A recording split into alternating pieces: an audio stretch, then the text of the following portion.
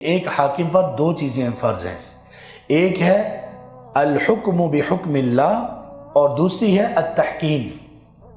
ان دونوں کا مطلب اچھی طرح سے سمجھ لیجئے۔ اس کا مطلب یہ ہے کہ اللہ کے جو احکامات ہیں ان کے مطابق فیصلہ کرنا، یعنی پوری عدلیہ، پوری جوڈیشری وہ اللہ کی تعلیمات کے مطابق فیصلہ کرنے پر مامور ہو، اور جو یہ نہیں کرے گا، اللہ تعالیٰ نے ان آیات میں کہا وَمَن لَمْ يَحْكُمْ بِمَا أَنزَلَ اللَّهُ فَأُولَئِكَ هُمُ الْكَافِرُونَ هُمُ الظَّالِمُونَ هُمُ الْفَاسِقُونَ۔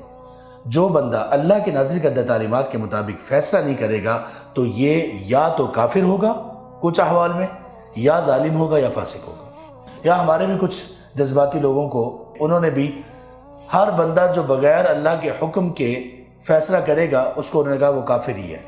بھئی اللہ کہہ رہے ہیں کہ کبھی کافر ہوتا ہے، کبھی ظالم، کبھی فاسق، آپ کون ہوتے ہو بھائی؟ تو ان لوگوں نے بہت سارے مسلمانوں کی تکفیر کر دی۔ اور دوسرا ہے التحکیم۔ تحکیم کا کیا مطلب ہے؟ تحکیم کا مطلب ہے کہ اب یہ جو حکم اللہ کی کتاب کے مطابق فیصلے ہوں گے، اس کو نافذ کرنے کا طریقہ کار کیا ہوگا؟ طریقہ کار یہ ہوگا کہ کسی جگہ پر جو ظلم ہوا، حاکم کو تو پتہ نہیں چلے گا، عدالت تو سب چیزیں پتہ نہیں چلا سکتی نا فلان جگہ پہ کیا ہو رہا ہے، تو اس کی تحکیم کیسے ہوگی؟ یعنی یہ سسٹم کیسے بنے گا؟